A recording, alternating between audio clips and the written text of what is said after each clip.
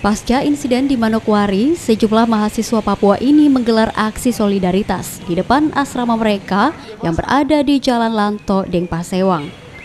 Para mahasiswa ini membentangkan spanduk yang bertuliskan "Stop Rasisme dan Intimidasi terhadap mahasiswa Papua dimanapun". Mahasiswa menuntut agar rekan mereka yang masih ditahan di Surabaya dan Malang untuk segera dibebaskan. Jika tidak, maka mahasiswa akan kembali ke Papua sesuai instruksi yang beredar.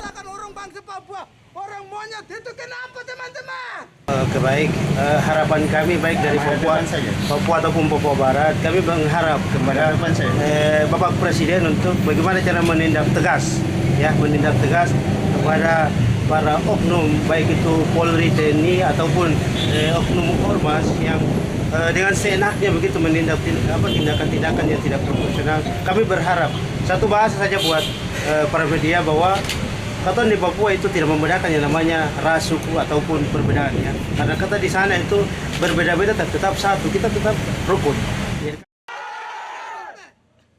Sekian Sulawesi Selatan, tolong sampaikan hal